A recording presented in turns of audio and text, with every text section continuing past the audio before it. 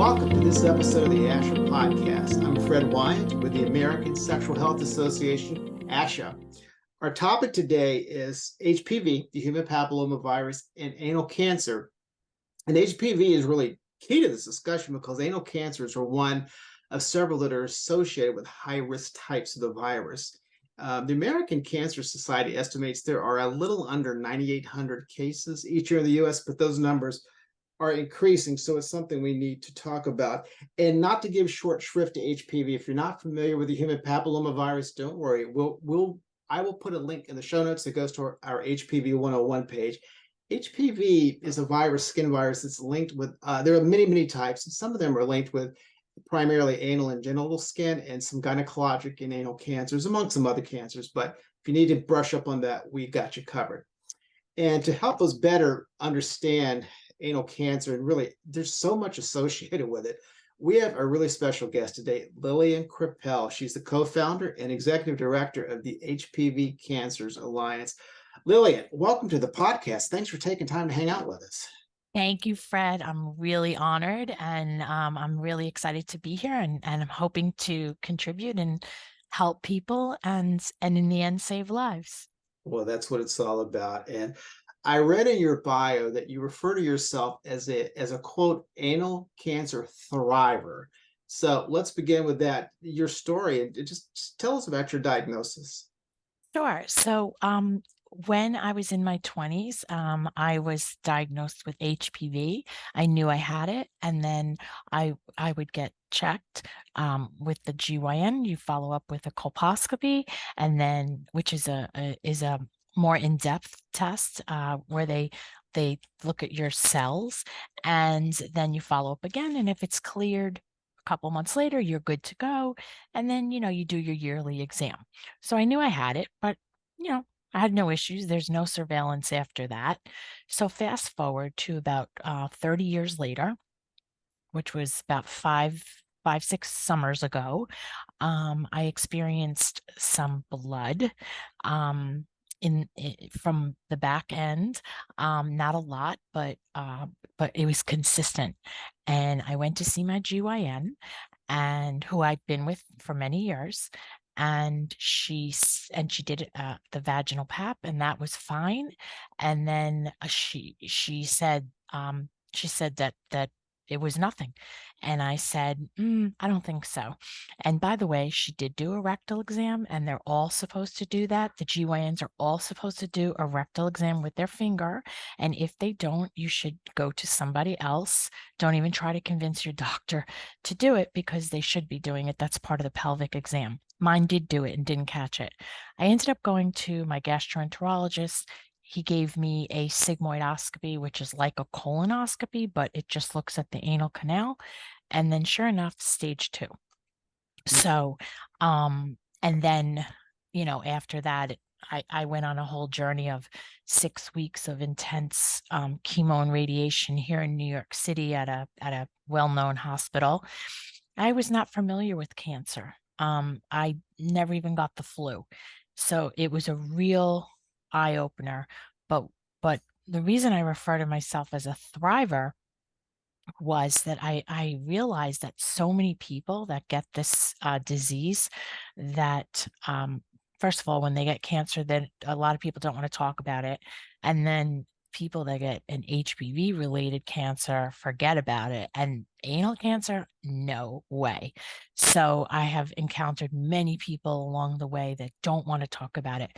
But for me, I wanted to know what is this? Why did I get it? How did I have it?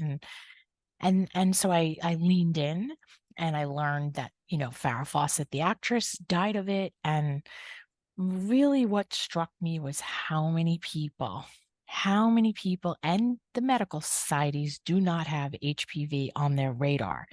And this is resulting in cancers.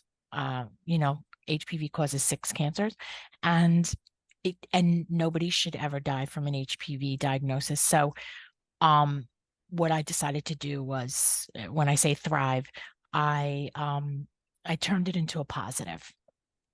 There you go. So let me ask you for some practical advice that newly diagnosed patients might use to make their path a little easier. And we'll just start at the point of diagnosis. I mean, are most newly diagnosed anal cancer patients, are they shocked? Do they have an inkling of what to expect? I mean, what do you think that's the what are you hearing from people? So, Fred, that's a great question. I speak to patients every day. Just right before we got on this podcast, I had somebody that was referred to me who just was diagnosed with anal cancer. For some reason, anal cancer is affecting women, white women, in their mid late 50s, early 60s, and then oropharyngeal. A lot of men are getting this. But to answer your question, um, everyone is shocked because most people have never even heard of it. And anyway, why can't you get cancer back there? You can get cancer in your ear, you can get cancer in your kneecap. Why not? So, yes, most people are shocked. They have no clue what to do. They're scared. Um, you know, uh, I have to say that with me, when the doctor turned around and said to me, "Hey, it's not the best news. You have cancer." And then he said, "But it's treatable." That's all I heard. I didn't hear cancer. I didn't hear anything but treatable. And I was super positive. And so I think, yes, most anal cancer patients are shocked. They're ashamed. They think, oh, I don't want to tell anybody. What did I do to get this? And it's nothing to do with that. You don't have to do anything. It's a skin to skin virus that pretty much everybody has, you know? That's the thing. Yeah. I mean, people don't realize it, but we refer to HPV as the common cold of sex. Basically, if somebody has had sex, they probably have or have had or they will have HPV. I mean, like 75-80% of all sexually active people have at least one HPV infection in their lifetime. And some of our advisors say they would actually put those numbers even a little bit higher. Yeah. So yeah. All right. So you mentioned the first interaction with your doctor, and all you heard was it's treatable. So that's great that you got that, so Yes. that you could just hang on to that right from the start. So Yes. let me ask you about the interaction with the healthcare team. So what questions should an anal cancer patient really be asking of their healthcare team? So that's a really good question, and I'll tell you why. These days, as with me, you really have, as a patient, as a person, you really need to be aware, and you need to advocate for yourself, because unfortunately, this is a rare cancer, although on the rise. And I can tell you that when I speak to people in rural areas and not in major cities like I am in New York City, that a lot of the medical teams do not, they're not familiar with this type of cancer.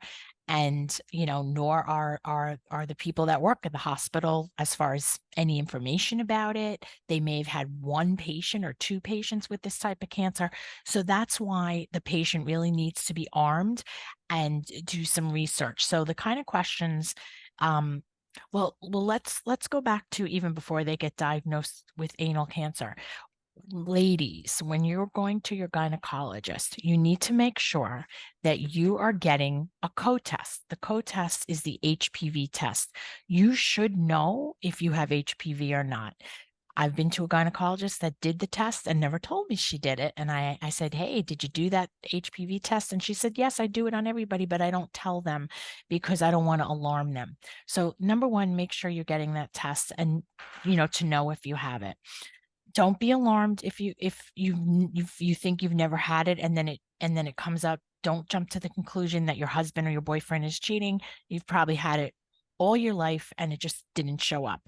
Um, Now, if you do get diagnosed with anal cancer, the kind of questions that I would ask would be, actually, even before you get diagnosed with anal cancer, if you ever have any abnormal, or some bleeding, or actually it comes in the form of, like, it's a hemorrhoid, and a lot of doctors mistake it for a hemorrhoid.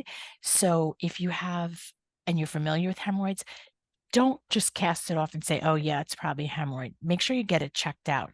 Um, and sometimes there are no symptoms. So just make sure that you go for your exams and pay attention to yourself.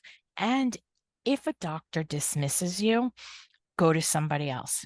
Now, if you do have anal cancer, the kind of questions that you should be asking are, um, what am I allowed to eat, not eat? There's certain things you can't eat because it makes you go to the bathroom, and you don't want to go to the bathroom that much because it's very painful. You should be asking if the treatment is going to be oral chemo, or you're going to get chemo, infused chemo. I myself had the pill, the chemo pill. You should find out about getting painkillers in advance, nausea medication in advance. I never got nauseous once, but I definitely was in pain and I needed those painkillers. You should also find out about uh, this is very, very important, during your treatment.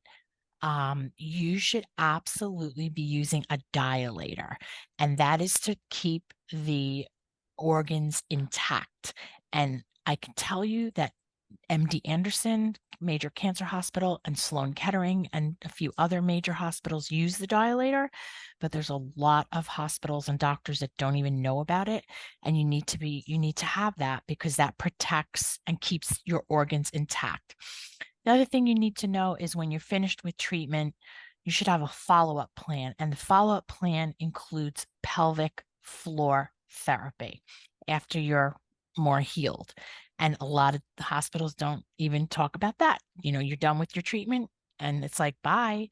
No, you need to know that pelvic floor therapy is part of a follow-up for this type of treatment, because there's a lot of scarring from radiation.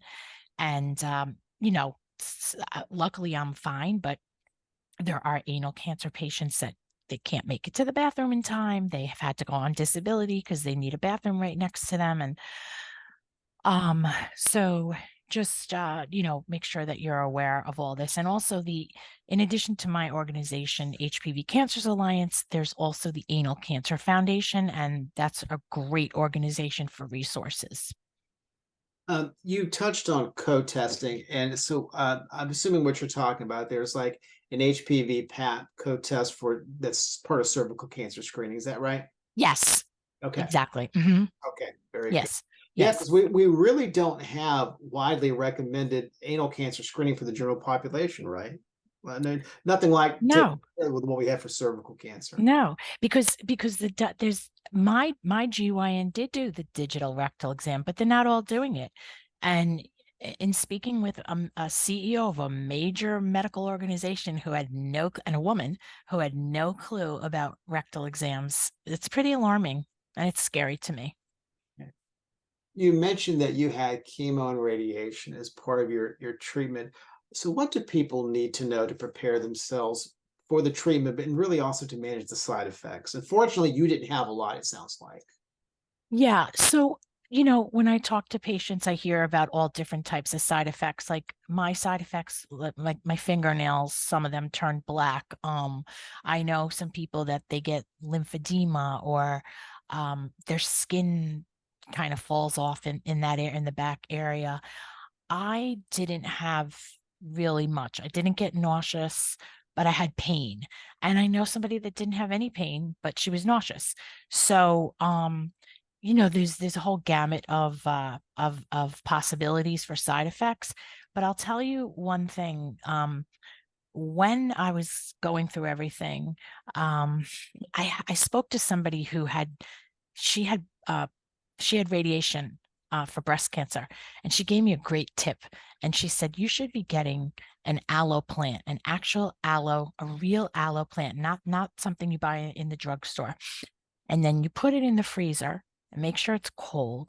And then you can use that, like the leaf itself, you can like kind of open it up and then like put it back there to cool you off. And that was really helpful, because aloe is healing. And an MD is not going to tell you that. They're not going to come up with like an aloe solution or tell you to use aloe. And Right. that was really, really, really helpful. So let me ask you about partners and caregivers, loved ones, how to engage with them. This is Yes, like you said, it's not an easy thing to talk about. So what about a spouse or somebody who's helping to take care of the patient? What do they need to know? How do we need to talk with them? So that's a great question. Actually, we did a webinar called "How to Talk to Your Loved Ones About an HPV Diagnosis and How to Talk to Your Loved Ones About an HPV Cancer, that you have HPV cancer," and we have that downloaded on our website. But um, I think the first thing is me, I normalized it, I think some other people, most people are shocked because they've never heard of it. And then, then there's this like whole stigma thing, and a lot of patients are not saying what it is. They're saying it's colon cancer, they're saying it's this, that, instead of saying Right. what it really is. I think the way we can engage partners and caregivers are you need to be honest, and some of the things that I needed were like emotional support. A lot of my friends came with me to the hospital, um maybe some food shopping here and there, maybe sending out my laundry, but as far as engaging they should be, eh, they shouldn't be judgmental, and they should recognize that this is like they probably have HPV too. And unfortunately, for whatever reason, your immune system is down and you can get this cancer later in life. And nobody should be shamed, and they should just be supportive. And to recognize that it's not a death sentence. And you can probably be okay, if you follow the course that your doctor gives you. And I'll tell you something, Fred. I have somebody who said to me, "Oh, well, I think I'm just going to go to the drugstore and like just get some healthy juices and stuff." Right. And I said, "Listen, you can do that all you want. Do it after you get the treatment." So it's difficult with some people. You mentioned something a little earlier about the nature of HPV infections. Not only are they common, virtually everybody has them, even though most people never know about it. But you said, keep in mind that this doesn't mean that your partner has run out and cheated on you. This could be something that could go back months, years, before it's actually any sign of it comes up, or before it's detected. So I think that is a really, really good point. The other thing too is sometimes partners will understandably worry about themselves. If their part, when the patient's diagnosed, but the partner's like, well, what does this mean for me? Do I have HPV? Am I going to have a problem? We talk to those partners, not infrequently. And so this my point here is this may be a good time to just talk about the fact that HPV is incredibly common, but most cases are cleared naturally by the immune system, even with the so-called high risk types that we link with cancer. Most of them aren't terribly dangerous. Those infections, typically, we have them, they come and go. We never know that they were there. We never have a single positive screening test. I mean, most people just are blissfully unaware, and the body takes care of it in due course. So, I think that gets back to what you're talking about. Just keep perspective. It does, not getting alarmist about it. But we do get a lot of people who wonder, what does this mean for me if my partner has it? And in most cases, not a lot, but it's good to talk about it, but you have to talk about it, right? And Right. like you said, and my next question, I was going to dive a little bit into the stigma, and you actually did a great job of sort of anticipating and answering some of the things I was going to talk about. How do people deal with the stigma? Because yeah, anytime you're dealing with something quote down there, especially when HPV is involved. And I love what you said, that sometimes the anal cancer patients, they'll call it colon cancer because that's just easier, to Yeah. talk about. Yeah. And I'd never thought about that, but that makes perfect sense. That someone would do that. Yeah. So, I think so a couple of things. So first of all, Justine from the Anal Cancer Foundation, her mother died of anal cancer. Her mom was healthy. She was diagnosed with HPV in her 20s, and she got the cells burned off. So a common misconception is when women think that, oh, they got the cells burned off, or they had it ablated, whatever you want to call it, that Mhm. they're good to go. this virus, it lays dormant. If it doesn't show up on your paps, it just means that it's not active. But you have the virus. So I always encourage people to call it what it is, say what it is, Sure. be brave enough to say what it is, because that's the only way we're going to get past this. I mean, there was a time when you wouldn't even say breast cancer, and Right. colon, and you wouldn't say colon cancer. And now, like, I'm getting postcards in the mail about, get your colon cancer screening. Mm, So, it's something that is we all pretty much have. You didn't do anything wrong. You didn't do anything bad. And by the way, if you're wondering, oh my God, my partner has HPV, or I have HPV, what is my partner going to think? Guess what? Your partner probably already has it. So, you know right. what? It's okay. I mean, it's not a death sentence. And like you said, most people, it doesn't turn into anything. That's why I was just so surprised that I got this, because I was healthy. I worked out. Personally, I think it was from stress, but I don't know. Yeah. Had no idea my immune system Right. was down. Right. Yeah. And so prevention largely focuses on the vaccine. We have this wonderful vaccine that covers 9 types of HPV, the ones that are linked with the vast majority of cervical and anal, some other cancers. So it is a fantastic public health triumph, Lillian. And the reason that we really stress the vaccine so much, especially with anal cancers, because we don't have those screening tests. You mentioned like the PAP test, which is great for determining, if there's anything going on with the cervix. And of course, HPV test can see if there's HPV of the cervix, but that doesn't tell you a thing about other parts of the body, such as the anus. You could have anal HPV, and your PAP and HPV co-test is, not going to pick up on that, because it's not testing that part of the body.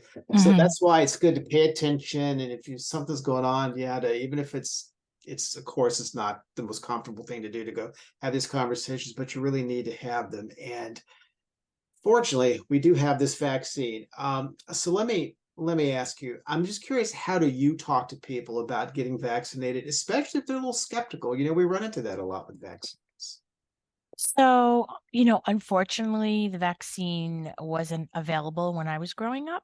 And I actually did get the vaccine at age 53. And the reason why I got it was I thought, oh, well, there's so many strains of HPV. Maybe it'll protect me against a strain that I don't have. Mhm. Well, I don't know. There's no data on, when if you get the vaccine in your 50s, if it can do that. But I just thought, you know what? I want to get it, and I got it. And I actually have a lot of people calling me who are there in their 40s, 50s, maybe divorced or whatever it is, widowed, and should they get the vaccine? I tell them, I tell people I got it. And I always say, check with your doctor. Make sure the doctor's educated. I have a doctor who told a patient, well, why would you need the vaccine? You're married. Or why would you need the vaccine? You're not having anal sex, are you? I mean, just can't imagine the way some of the doctors speak. But anyway, I think that you should always be informed. And I think that you can look into it and make your own, do some research and make your own choices. Oh, and by the way, I know what I wanted to say earlier about the stigma. Sorry, I'm jumping around. Sure. My partner, Marsha Cross, the actress, so she also had anal cancer, and again, she had no symptoms. So 2 points I want to make is, you know, even if you don't even if you don't feel anything, it doesn't mean you don't have it, right? Hopefully you don't. But my suggestion is that when you see a gynecologist, make sure that the gynecologist does a digital rectal exam. And if they don't do it, don't go to them, and don't try to ask your doctor that doesn't do it to do it, because they're probably not going to do it the right way. And then the second thing is, Marsha says it all the time. We were on a podcast a few weeks ago. She's like, I love my anus. It does wonderful things. Thank God I have an anus. Because you know what, everybody, if you get anal cancer twice, in the same area, then they have to remove your anus.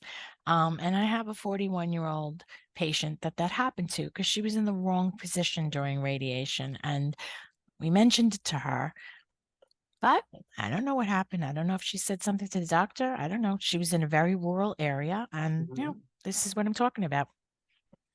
And let's talk about the vaccine, just like in terms of the recommendations. So we have this great vaccine. It's approved and strongly recommended that everybody, regardless of gender, through age 26, get the vaccine. Period. They're just really that it because it works so well. And the reason they want to get into people so young is ideally that you'll have protection in place before somebody becomes sexually active, for one thing. And also, I think the younger you get it, the more robust immune response. But it's also FDA approved through age 45 as part of a shared decision-making process. And like you said, if somebody is older and they're not really sure about it, but they're curious, ask your healthcare provider and see what they say, just like Lillian did. Yeah, Okay. absolutely. Yeah, absolutely. All right. So tell us something about your organization. You are one of the bosses of the HPV Cancers Alliance. Tell us about it. What are you doing there? So, thank you. So when this all happened to me, I said I was in a state of shock that it happened to me, but then I was in more shock that the average person has no clue about it and that they're walking around with it. So I decided, oh, I got to do something about this. It was almost like finding an amazing dress on sale, and I had to tell everybody. So I created the HPV Cancers Alliance with two co-founders, the actress Marsha Cross, and then businessman friend Dan Lifton. And we created this organization to create education and awareness about this virus. And we are 3 years old, but we're mighty. And we have done a lot of amazing events and webinars. But most notably, we went to Capitol Hill in April to garner support for the Prevent HPV Cancers Act, which we garnered bipartisan support in the House. So Lillian Kreppel, a survivor and thriver, has been our guest today. Lillian, thank you for your time. And how can people get in touch with you or find out more about the HPV Cancers Alliance? Sure. They can go to you can go to hpvca.org, and you could submit anything through there, or you can reach me at Lillian, Lillian at hpvca.org. That's perfect. And we will put all that in the show notes. So folks, you can just click and you can connect with Lillian. Lillian, thank you again. You're wonderful. And I really appreciate your time today. Thank you, Fred. Thank you for having me. I hope this helps 200,000 more people. There you go. There you go. And thank you, intrepid listener, for tuning into our conversation. Keep checking back with us often because we're always rolling out new resources, and you can send feedback, including ideas for future podcast episodes, to info@ashasexualhealth.org. Until next time, take care, everybody.